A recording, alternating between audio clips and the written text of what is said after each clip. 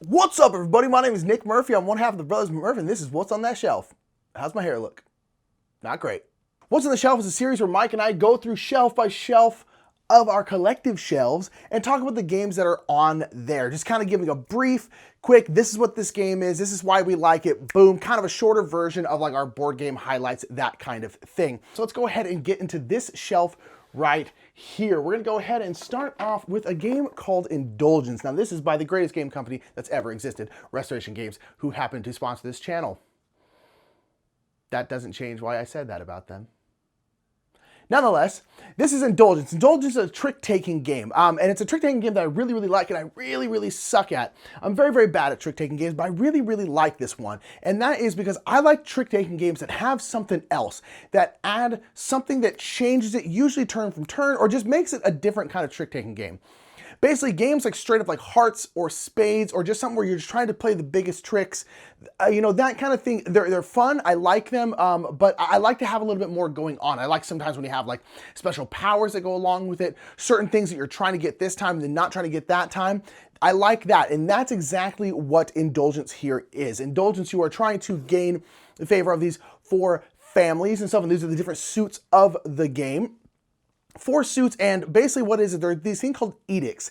Edicts every turn will change what it is you essentially want to go for. So the person who is the leader for that turn, they get to choose the edict, and the edict may be like, you don't want any fours or sixes. And then, so in that term, when you're playing, you know, you're playing tricks, trick-taking for normal, winning cards, winning tricks, all that kind of stuff, you want to make sure you're not getting those ones. But there might be other ones where, like, you want twos and threes. So then you're trying to win all the tricks with the twos and threes. And so each time, it's changing how you're playing the game. The game itself isn't different. You're always just playing tricks, there's trump cards, all that kind of stuff. But it makes it more interesting because you're always having something new going on. And so I really, really like that. The main problem with this and why this doesn't get played as much as we'd like to is because it's 3 to 4, which a lot of trick-taking games aren't good at 2, which is why we like games like Fox and the Forest, which are specifically 2-player trick-taking games. This game is 3 to 4, so it doesn't get played quite as much as I'd like it to, honestly, but I do really, really like Indulgence. If you like trick-taking games with a new little twist, then definitely check out Indulgence. It's a really great trick-taking game. I like it a lot. We'll go ahead and stay on the greatest game company ever made, Restoration Games, with Dinosaur Tea Party. Dinosaur Tea Party is an adorable game. This is a game kind of like much, much better Guess Who. If you think like Guess Who, you're like, does your person have a mustache? Yes, they do, and all this kind of stuff.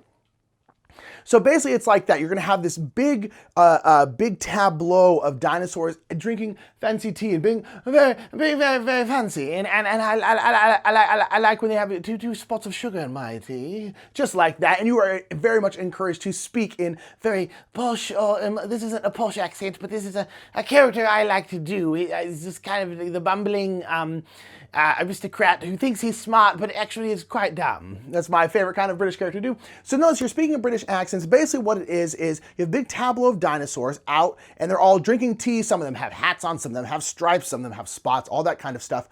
And each person is secretly given one of the dinosaurs. It's actually a little bit of a social deduction game. So you're given secretly one of the dinosaurs. So let's say I've been given this dinosaur here. Then you are going to be asking questions of the people around you on your turn. You're going to go like, you missed that. Did your dinosaur happen to have some spots on it?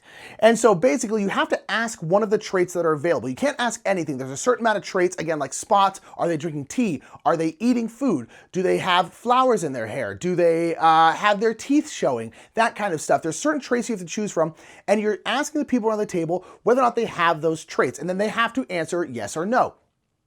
And so if they say yes, then you have a little trait thing, and they basically flip over a trait saying, yes, I am showing my teeth. And then you're going around asking each other questions, and you're slowly deducing who might be which dinosaur. And then you can make a formal guess, and then if you're right, yay, you get a sugar cube, and then that person gets a new dinosaur, and then you keep going around until someone has 3 sugar cubes. Someone's got 3 correct answers. But what I like about the game is that there are these 3 quirks that are out on the board. They're randomly thrown out on 3 different dinosaurs. One of the quirks is always says no. So if you're that dinosaur and you have that quirk always says no, no matter the question, you are always gonna say no. Every single time, like, nope, that's not me. And so then people catch up like, man, Mary's been saying no over and over and over again. could she potentially be this quirk that says that? So it adds a little bit of paranoia in there. It adds a little bit of a twist in there. And it makes it that much better because you're never quite sure if someone has a quirk or not. Really great game. It's a very light game. It's for like 8-year-olds and above. You can even probably go lower than that. But it's a really, really cute game. Got some of the best art I've ever seen in any game. The art is seriously outstanding. But it's a really, really fun game. If you're adults and you just get into the characters of the game, it gets very, very fun and silly. But especially if you're playing with kids absolutely go bonkers over this game. They really, really love it. Dinosaur Tea Party is honestly a great, great game. Been selling like crazy for Restoration Games, and it's just a banger. Absolute banger. Banger count #1. Dinosaur Tea Party, great game by Restoration Games. Okay, that's it. No more Restoration Games. Next up, we have Kitchen Rush by Stronghold and Artipia Games. Kitchen Rush is a great real-time cooperative worker placement game. There's not too many cooperative worker placement games, but this is one of them, and this is also real-time. This is, if you've ever played the game, oh shoot, what's it? I think it's Overcooked. There's like an app game about running a kitchen that's very, very stressful. I think it's called Overcooked. This essentially is the board game version of that game. It doesn't play exactly the same, but it has the same general feel of being very stressed out, of being very, very like, oh my gosh, how are we gonna get everything done in time? It has that same stressed out feel that something like Overcooked does. So basically there is a board, as you can see right here. There is a board, a bunch of different spots on the board here, like where you can go cook food, where you can go get ingredients for your food, where you can get new orders, you can bring in new people, you can like turn in orders, all this different kind of stuff. You have to wash dishes because all the orders require a certain kind of dish, all this different kind of stuff. And you're essentially, all your workers are these sand timers. I believe they're 1-minute sand timers. No, not 1 minute. It's got to be 30-second sand timers. 30-second sand timers, where basically when you move to a new spot, you're going to flip over the sand timer and go boom. And then that person cannot move until that sand timer is out. So it's this big coordination of moving sand timers and doing things you need to do, but then trying to manage your time because each round is only 4 minutes. So you can only do, I guess, a maximum of 7, 8 things, really. You kind of go boom, boom, boom, boom, go around. And it's just a crazy game. And this is a game that's very, very fun, very, very stressful, but really, really good. And this is a game that is probably, we will probably never get rid of because of the fact that this game streams so well. We play this on Twitch live a lot, and it is such a fun game to play live because we get more stressed out because people are watching us, so therefore we do worse, and it makes people laugh really hard, and we really, really like it. It's probably my favorite game to play on stream. A lot of our followers really like it when we play it. Kitchen Rush is an absolute great game. It's super, super fun. If you don't like being stressed out, don't play it because it's very, very stressful, but it is very, very fun. I enjoy it quite a bit. There's a new, I believe, hospital version of this game called Hospital Rush or something like that was on Kickstarter. We didn't back it, but when it comes out to retail, we may take a look at it just for the sole reason alone that these games stream so darn well. We may have to pick it up for that because Kitchen Rush is an absolute banger of a stream, and we want to always get more games that are like that. Kitchen Rush is really, really fun. If you like cooperative games, give it a shot. It'll test your communication skills pretty well. It's a little bit rough, but I love it. Absolutely love it. Kitchen Rush, good game, great game. Love it, love it, love it. That is Kitchen Rush, and let's move right along. Ooh, we got a couple praise Bs coming up. You don't know, we always praise B, Phil Walker Harding, our Lord and Savior.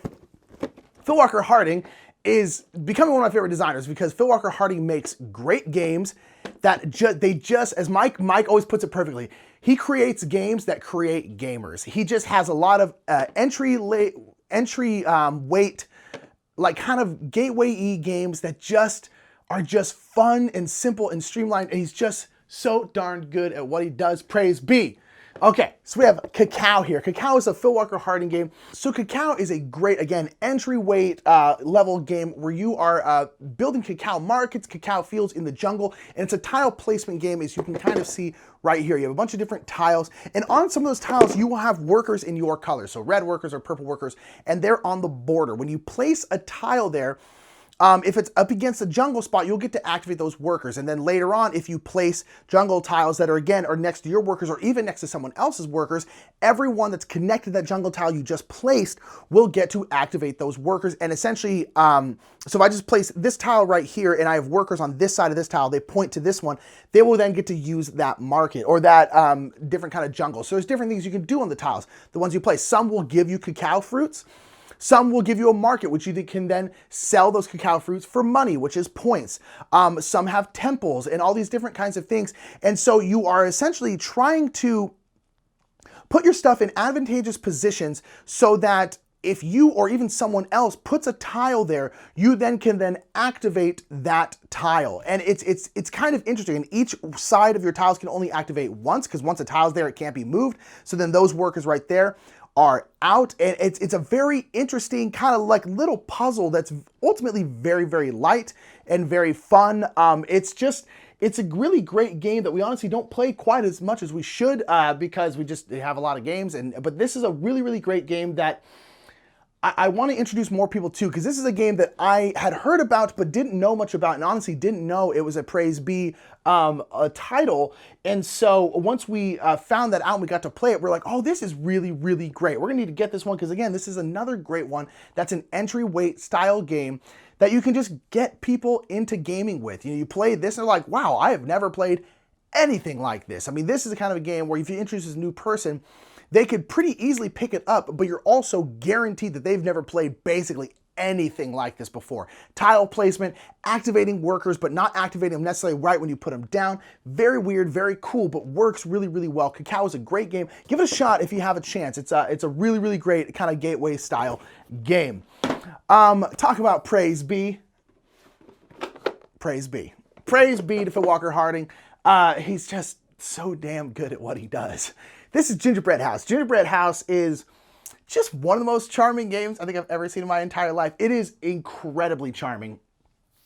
So Gingerbread House is a game where you are building gingerbread houses. You can see right here, I know it's a little blurry because we are focused on me, not this, but nonetheless, you are building your own little gingerbread house right there, and then you have your own little board, and you have these gingerbread tiles, which are kind of like dominoes. They're long like this, and they have two different sides, and those two different sides, for the most part, will have different kinds of frosting on them. And so the gingerbread frosting, so you have like pink frosting, or blue frosting, or yellow frosting, or green frosting. So basically what is you on your turn, you're going to place one of these kind of domino tiles on your player board, which is only 3 by 3. So you are limited about where you put it. And so you can twist them and turn them and place them down. But the interesting is you don't get what's on the tile. You get whatever you cover up. So when you place it, if you cover up a green frosting and a yellow frosting, you will then get a green frosting and a yellow frosting. And then later on, you can put a tile on top of that tile, and you're slowly building up your house like this, and deciding where you put stuff and how you, what things you cover up to get the things you need to capture different fairy tale creatures is kind of an interesting puzzle. And as I said, fairy tale creatures, there are fairy tale creatures in the game. And look, it's also for Walker Harding right there. Fairy tale creatures are all throughout the game. They're all kind of like royalty-free fairy tale creatures are all throughout the game. So you got like Tom Thumb, you got like Alice, you got all different kinds of stuff, Snow White, all these different people. And these are people that are coming and eating your gingerbread house, and you don't like that. And so you are luring them into your house with the smell of sweet, sweet molasses, gingerbread cookies, and frosting. And so you can essentially draft them and bring them up to your house, and then they will have a certain makeup. You can see right here, these are the different, it's too blurry. It's too blurry, Nick. Stop trying to do that. They have a different makeup of frostings that they want, things that they really, really want. So Snow White might want like 3 yellow frosting and 1 blue frosting. And so then if you have that in your supply, you can then turn those in and capture her. And you can essentially capture these fairy tale creatures and essentially be like, haha, I got you. Now you can't come and eat my freaking house. I need to live here, man. And so you can capture them, and then they will give you a certain amount of points. We think that you murder them as well. That's not part of the game, but I just assume if you're capturing them, you're just gonna murder them. So you go ahead and you take all these fairy tale creatures, you capture or murder them, and then they will give you points. And then there are a couple different objectives that you can go for, public goals you can go for. And you can get those as well, and those will give you points. But there's this big, again, constant balance of trying to figure out what stuff to cover up, what stuff to just you're trying to manage. It's kind of like a resource management thing. You're trying to manage the things you need. You're like, okay, I need to cover this up because this will allow me to get a new fairy tale creature over here. But man, to get that fairy tale creature, I'm gonna need to get these different kinds of frosting. So I need to make sure I'm leaving spots open to get myself those kinds of frosting, because if not, they're just gonna sit here at the front of my gate eating my house, not doing anything. And so it's a great little puzzle. But again, Phil Walker Harding, it's very, very simple. It's also kind of seasonal. Like, don't get me wrong, this game is much more fun to play during like the winter when you generally have gingerbread houses. But we played it on stream the other night and it's great. It's honestly such a charming little game. It's also very combo-tastic. You can cover up things and that allows you to do this and that allows you to do this. You can make really cool combos, and making big combos is just, oh, it's so satisfying in games. And so Gingerbread House is a really, really great game. Love it to death. Phil Walker Harding, praise be. You're so good at what you do. And this is a really, really great one. Really great for adults, really great for kids. Super cute, easy. Pick it up if you see it. It's just, it's really, really great. I absolutely love this game. Gingerbread House, absolute banger. Boom. And last but not least, y'all know it's coming. Bam! Justin Bieber's Backstage Pass. That's right. So, this is a game that we got. It's the greatest game ever made. Everyone knows that. So Justin Bieber's Backstage Pass. Keep on. This is like baby Biebs. Like, this is back in the baby. Oh, it's like that type of Biebs. So this is a game, I don't know, you're trying to get backstage to meet Justin Bieber. It's stupid. It's just Justin Bieber trivia. The reason we have this game is because this was when we first started doing board game content on the Dice Tower over 2 years ago. This was the third. We do thrift store throwbacks on that channel, if you don't know, if you came to us from some other way. We do thrift store throwbacks. We basically find games at thrift store and review them. They're almost always terrible. This is the third one we ever did, and this was the one that really, I feel like, we kind of found our own during it, and kind of found like the kind of comedy that we like to do for board game content, and kind of when we just kind of started taking off in terms of like, oh, this is what we like to do with this kind of segment, and that segment ended up leading to us having our own channel, which then led us to building our own channel and building this studio specifically for our channel. It's just basically a lot of it kind of came out of this game. So a lot of nostalgia, but that's not really why we keep it. The reason why we keep it is because like once a month or so, someone sees it and writes a really angry comment about it. And it's hilarious. It makes us laugh so hard. Every once in a while, someone's just like, did you seriously keep that Justin Bieber game from like 2 years ago? Or someone goes like, is that a Justin Bieber game? What the hell? You know, it's right next to Scythe. How could you possibly do that to Scythe? As if Scythe has feelings. It doesn't. It's an inanimate object. But nonetheless, we keep this game because of the fact that it pisses people off. And it's hilarious to us. Here's the thing. If we ever stopped getting comments about this game, we would probably eventually get rid of it. But nonetheless, every month or two, someone gets super annoyed over the fact that we have this. And that means we're going to keep it. So, keep getting annoyed, because that means we'll never get rid of this game. This game is horrible. It's horrible, horrible, horrible. I never play it. It's terrible. It's just Justin Bieber trivia. But again, it's Justin Bieber trivia from like, when's the copyright? 2010 Justin Bieber trivia. So like 9 years ago. And it's terrible, but we keep it to piss people off. Honestly, that maybe makes us bad people, but whatever. That's how it goes. But yeah, we keep this to piss people.